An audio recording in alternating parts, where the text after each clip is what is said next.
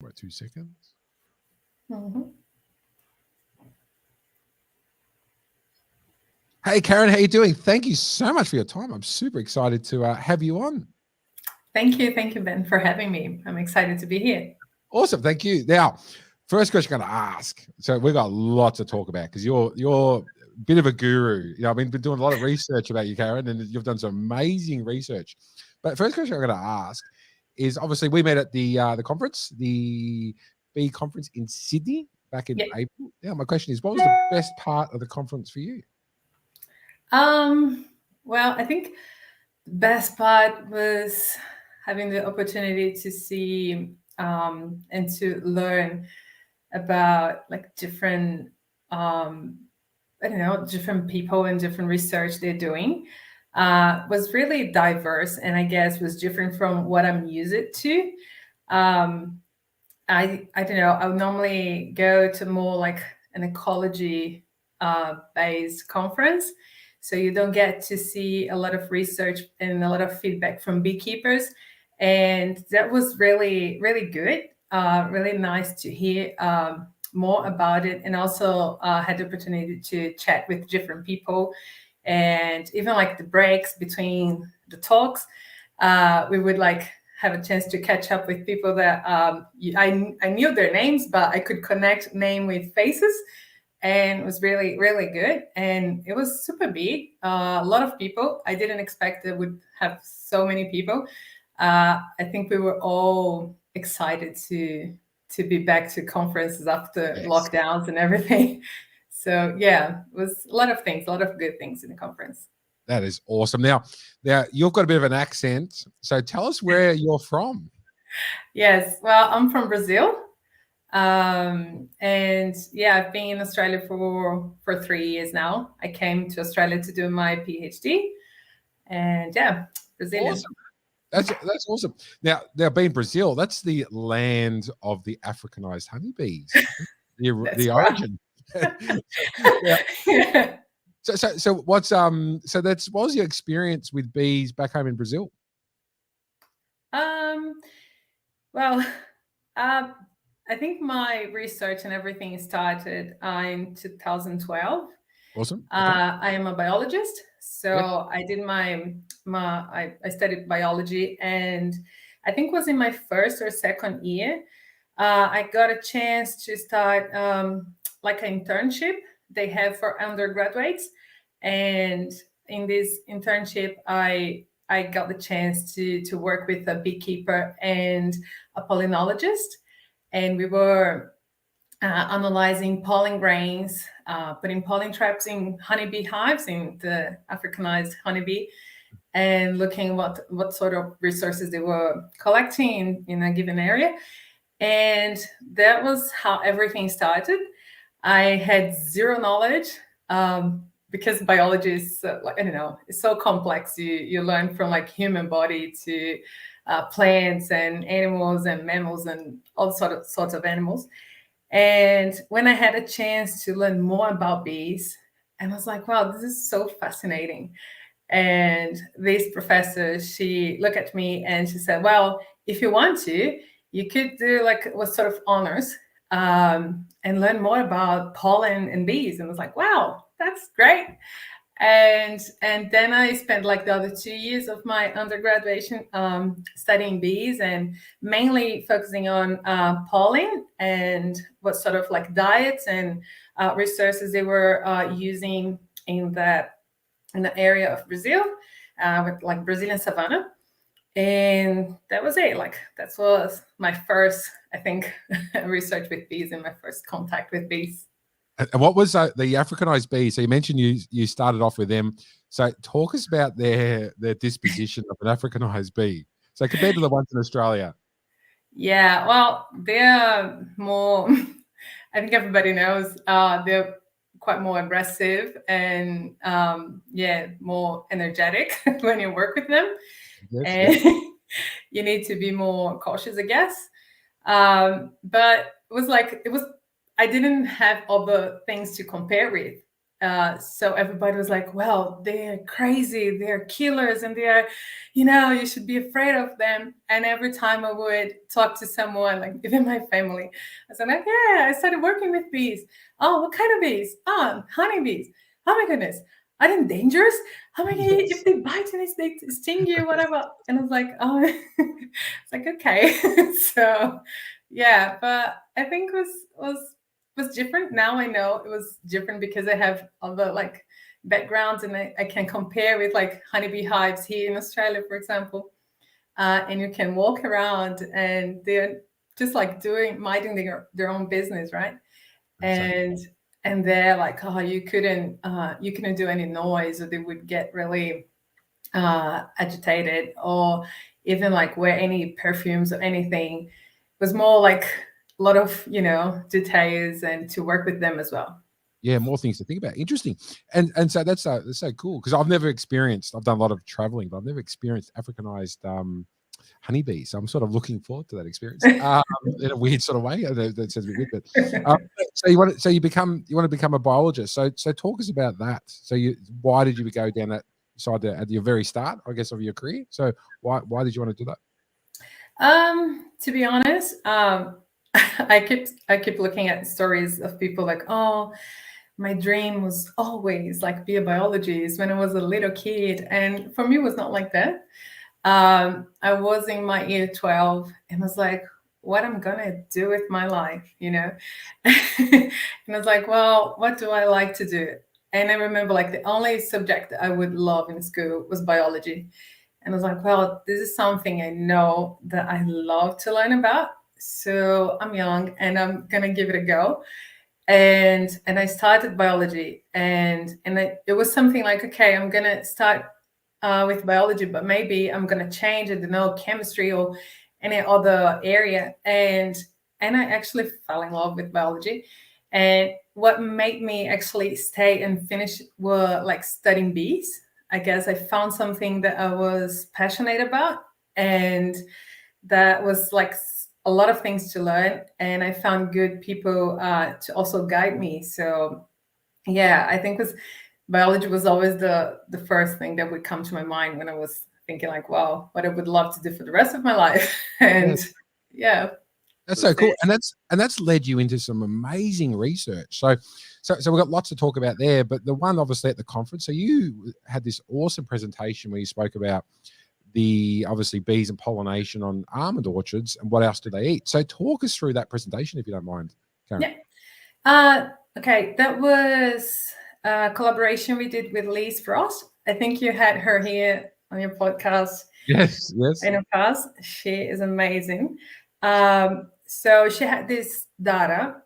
She collected pollen. She removed pollen traps from honeybee hives in almond orchards in 2017. And she had like this pollen baskets, right? Samples. And she said like, well, she looked more at the flowering season and a duration of flowering and when you should remove the hives or not. And the pollen she hadn't looked at yet. And I was like, well, we could ask some questions. If you collect the pollen that bees were bringing to the hives throughout the flowering season, we could ask some questions like, what else are bees eating, like at the beginning, middle, and at the end of the flowering season? And especially my main question was if all the hives, they would collect the same resources, especially like hives that are just next to each other, or hives that are 1 kilometer or 2 kilometers away from each other, if they would go for the same resources. And we found some interesting results. They all collect really different resources. The diets are really diverse, and which was surprising for the beekeeper in that area, because almond is very attractive for bees. I guess they love almond pollen, and still when the orchard was like in peak bloom, bees would still look for something else, right? So this was really, I think, was a cool finding. Almond was the main resource, but they would collect additional, like, complementary resources. Okay. And what percentage of that, Karen, was that? Like on roughly? It varied a lot, but I have the percentage like per hive, but like almond was 80% of Okay. everything they Okay. collected, but there was like other 20% for some hives. For some hives were just like 1%, you know. Almond would be like 99% of the pollen they would collect for the whole month. But other hives, I think the greatest amount of non-almond pollen was 40% in one hive, if I'm not wrong, like 62 to 38, something like that. Yes. Interesting. And is there a reason why bees are so attracted to almond pollination, almond pollen?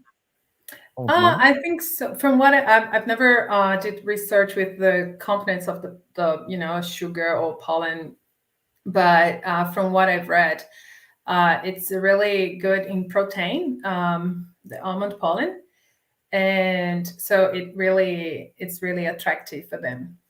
Interesting. Yeah, wow, that's interesting. And which part of the region was that research done? Where'd you do that, Karen? I was in Victoria. Okay. Yes. Yeah. Interesting. In Lake Powell. Okay, interesting. Have you found? Obviously, everyone's talking about it, and it's a little bit like COVID. We're all talking about Varroa. Has that? I know it's like COVID. Varroa. We're probably all talking about it now. Has that impacted any research you've been doing as of recently, or as far as the Varroa goes? I was lucky enough to finish my data collection just like before everything started, right? Okay. Of course, there will be some impact in the long term, I would say, for our lab, because there are people that are still collecting, and I was helping them. But my research, I finished the data collection. I would, yeah, super lucky. It would be tricky for me if I still had like more data collection to do, because they have like lockdowns, and I'm working with blueberries as well. Okay. And in Coffs Harbour, and in that area, they just found a few hives contaminated. So it's everybody with a red flag now, super afraid. So yeah, I think it would be tricky for me. Yeah, no, definitely, for sure. And what about what research? So you've done that research prior, which is absolutely fascinating. What are you working on at the moment, Karen? Lots of things. Well, mainly with blueberries. Okay. I'm also one of my researches at the moment is looking at the impacts of the protective netting over the blueberry crops, the effects of that on the pollen flow.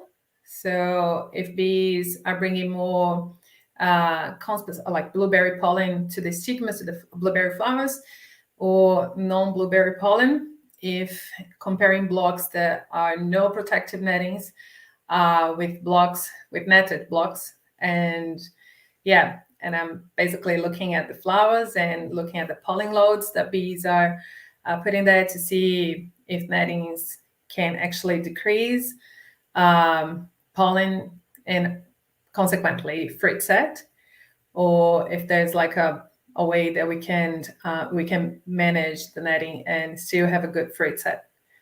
So that's interesting. Yeah, this is fun. Yeah, wow. Because the pollen from almonds and the pollen from blueberries, would you say it's like chalk and cheese? Because the nutrition is very different, isn't it? Yeah. Basically, bees don't like blueberry pollen. Yeah. It's very poor, like in nutrition. They visit the flowers mainly after nectar, but pollen, it's really not. They ended up like collecting pollen because they don't have anything else around sometimes, so they have to. But they don't really like blueberry pollen. Comparing to almond, oh my goodness, no, they love almond. Like chalk and cheese. And now, is that because of as you said, that you just sort of touched base on it, then the lack of nutrition in blueberry pollen? Is it just because of like low proteins? Is that why? Yeah, basically, yeah. And what about other crops? Is there any other crops that you're working on as far as, flowers and bees? Yes, well, blueberries, blackberries, Okay. raspberries, and apple. We're gonna start because of COVID. Apple was one of my main crops that I was intending to work in my PhD. But then, because of the borders restrictions between New South Wales and Queensland, the farms that we had like set up to perform the experiments and everything were in Queensland, and we couldn't go there in apple season in 2020 and in 2021. Oh, wow. Okay. So yeah, now I'm finishing my PhD at the end of this year, but we're still gonna do a field work trip so we can collect the data and work on that later. But yes, so basically with apple, I'm gonna look at the pollen flow between different cultivars, Okay. different apple cultivars. So they need like cross pollination, and like some almonds as well, and some blueberries. Sometimes they need cross pollination from different cultivars, different varieties. So they interplant like maybe 2 or 3 cultivars within the same block, within the same area. And we want to know. I want to know how the bees are moving between these 2 cultivars, if they're moving cross rows or along the rows. And we have like an artificial pollen dye that's fluorescent, so we can put on the flowers and leave it there for the day. And at night we go with UV lights and see like where the bees are moving. Wow, And that's so cool. That's that's interesting. cool. Yeah. That's really cool. Like And like a then little like a little discotheque for bees, you know what I mean? it's quite beautiful at night, actually. Yeah, it would be, exactly. Yeah. What's the active? Is it the fluorescent? Is that, what is that based from coral or something? What's the active in the fluorescent? Good question. It's just like a powder dye that has like this ink that's fluorescent ink. Interesting. Um, Okay. yes, more like a pollen dust, you know? Like a pollen dust there. Yeah. I used to sort of do a lot with fish, and then we used to give a type of fish called a zebra this fluorescent food that was derived from coral, and it'd make them fluoresce. So it'd actually make them glow in the dark. So it's kind of cool. So yeah, very interesting. So that research is absolutely amazing what you're doing there. As Yeah. far as all the and your sort of speciality, as you said, is obviously with pollens and across the different crops. Yeah. Yeah. Definitely the main topic of my thesis would be like the heterospecific pollen deposition on different crops and the impact of that. So yeah, but I mean, it's hard to say. I'm always afraid to say like, oh, I don't know, your speciality is in like in pollen or whatever. It's really tricky because it's something really hard to work with. Yes. And there are people like the pollinologists, people who are really, have a lot of knowledge about pollen identification and so on. I'm more like trying to learn all the time about it, but it's really tricky to work with pollen identification and pollen. Yeah, everything related to pollen is really tricky, actually.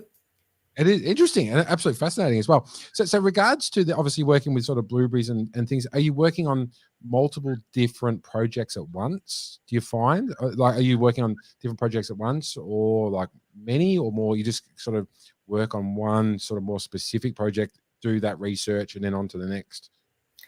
It's actually everything at the same time. Yeah. We don't have much time during the PhD, I guess. But yeah, the data collection, I think you go out there and at least that's what I've done. We've collected like a lot of data thinking like this is going to be part of one project.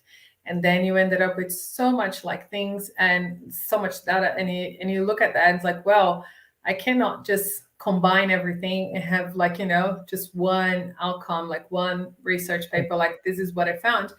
And you kind of like divide and you start like making different questions and look at your results and like, okay, I could ask this and that.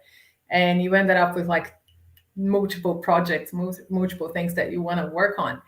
And I guess that's how it happened with me. And we collected data in blueberries, and there was a lot of data, a lot of farms, and you have like different cultivars, you have different farm managements, and you just like, you get as much data as you can. And then I started looking at this protective netting and questioning like myself. This was not my first project, was not to be about netting. But when I got there, I had zero knowledge about blueberry like system, the orchard system, right? When I got here. And when I got there, I saw like so many different nettings, and some growers will use the bird netting, Yes. others will use the hail netting, and some will use both. And sometimes they just open the blocks and they leave it open. And in the middle of the season, they close. Others just leave it open for the whole season. And it's just, okay, I'm just looking at the pollen on the flower and I'm just ignoring this, what's going on here. So it's like, okay.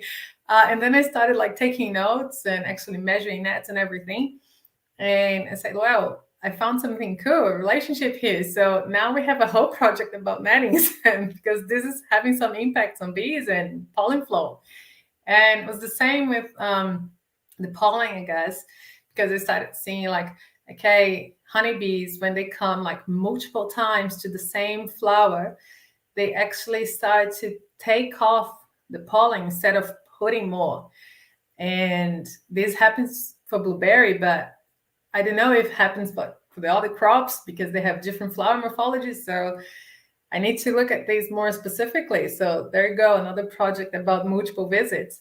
And it's all like, so you ended up like you're there to collect, data, but you have different questions. So you have different projects to work at the same time. That is so cool. That is awesome. And what would you say that the consensus with the netting, that's all bad for the bees, the generally? Yes, they limit the movement. Okay. That's what I could see. I don't think they are as bad. Let me rephrase it. They have a lot of impact as polytunnels. Yes. I guess when you use polytunnels, that type of cover, they will affect more like the temperature and the wind speed, everything in the orchard. So they kind of like affect more the bees because they lose the control, and also they get more stressed because of the temperature. And with nettings, it's more about the size of the hole. If the bees are going to be able to pass through and to go inside the orchards and come out, because some orchards, they keep the hives outside, and other orchards, they keep the hives inside. So it has some impact. You can see like when you visit an area, you can see lots of bees like stuck in the netting. Oh, really? Okay. Oh, wow. So yeah, some orchards, they have like a really small holes and they kind of struggle to get in and out.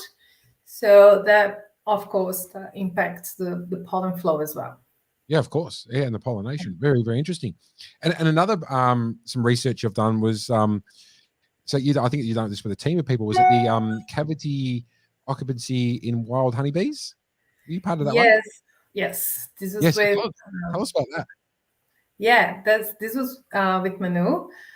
She's one of my co-supervisor here, and Romina, Manu, and Rika. And that was a literature review that we published, I think was 2020 or 2021, I don't remember now.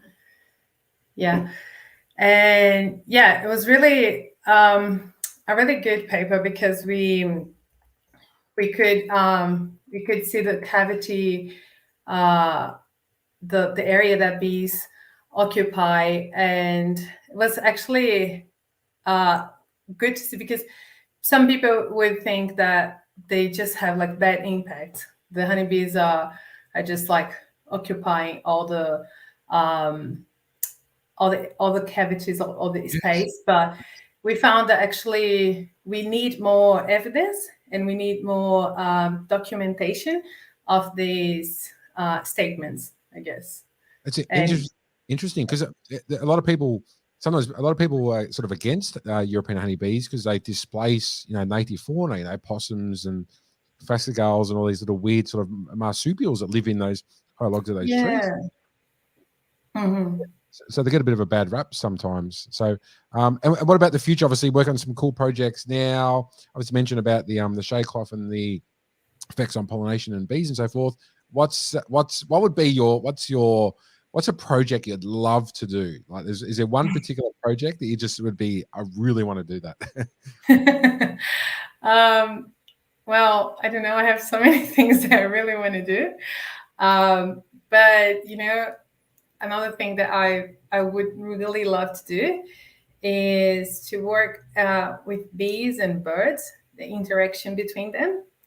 I've seen, even especially in the orchards, I've seen a lot of really cool interactions between bees and birds, honeybees and birds, honey eaters, and the dynamic, how that could potentially change the dynamic, like pollination dynamics. So this is something that I would really like to look more and to study more about. So wow, who interesting. knows? I was going to put a joke in there about birds and bees, but we'll leave it alone. And what about what would be, I suppose, two questions, Gareth. So what would be the hardest part about being a researcher? Is there one particular aspect that you find very, obviously forget COVID, so we'll forget that because obviously that's had a big impact on all researchers, that aside, but what would be sort of the hardest part? I think, I don't know, maybe this is just for me, of course, my opinion. But I would say the time management for me. Okay. It's I think the hardest is that it's a type of job that you don't leave somewhere when you go home. It just, follows you wherever you go. And sometimes, like, I'm just, I don't know, on like Saturday morning with my family, and I'm there like thinking about that research that cannot, leave me alone, that question. And they're like, oh, I see something. And like, oh, I could write that down. Like, oh no, this would be like a good argument in my discussion. And so this is the hardest part. Sometimes you are there, but you are not completely there because you keep thinking about your research. So yeah. Yes. I totally understand. I think that word is called passion because you're passionate about what you do. So that's why you're always thinking about it. And obviously that was the worst part. What about the best part of doing research, Karen? Is there one particular aspect that you love? I love everything about it, but I think keep learning new things. And it's just like, especially working with bees and this tiny little beings, you just, sometimes you don't give them enough credit. And when like I'm researching something and I look at the results and I'm like, wow, so this is how they do it. So this is so fascinating. And I think for me, it's just learning new things and getting to know more about bees. And especially here now in Australia, you are in a different environment and, everything is different. So if you keep learning and coming to a different country, it's even more exciting. Yes, interesting. And now speaking about, obviously, talking about countries, is there any plans to go back home to Brazil, do any more research back home in the not too distant future? Well, I don't know. At the moment, I will finish my PhD at the end of this year. And my partner, he's a vet. Okay. And he's working at the GPI here. And now he got a job for a few years. So I guess we will stay for a bit longer. But I don't know. I have plans to go back at some point. I'm not sure when, but yeah, definitely go back at some point. That's awesome because it's so interesting because I was talking to Dr. Trong Tran, who's done some amazing research on the Brazilian red propolis, which is very interesting. Okay. Yeah, so yeah, I've read about the Brazilian green propolis, but Yeah. There's a Well, red one and a green one, and they've both got these really high amounts of, I think, phenols and some really amazing properties. So it's absolutely interesting. Oh, yeah, it's a shame that we don't have a lot of research about the propolis here in Australia, right? no, that's right. I think it's growing. Like it's, I think Yeah. Dr. Tran is doing some really interesting research in the Sunshine Yeah. University. So yeah, so very interesting. There's a lot of potential here as well. Good. Exactly. Karen, that was absolutely amazing. I just want to say thank you so much for your time, because I know you're super busy, and I just really super appreciate you No being on worries. this platform and just sharing the knowledge. And what we'll do, maybe in a year's time, we're going to get you back on, and because it'll be interesting to hear more about, especially the impacts of the shade cloth and on the blueberries and things. So that'll be, and any other cool research you're doing. So look forward Okay. to chatting in about a year's time. And thank you so much for your time. No Really, worries. Thank you. Thank you for having me.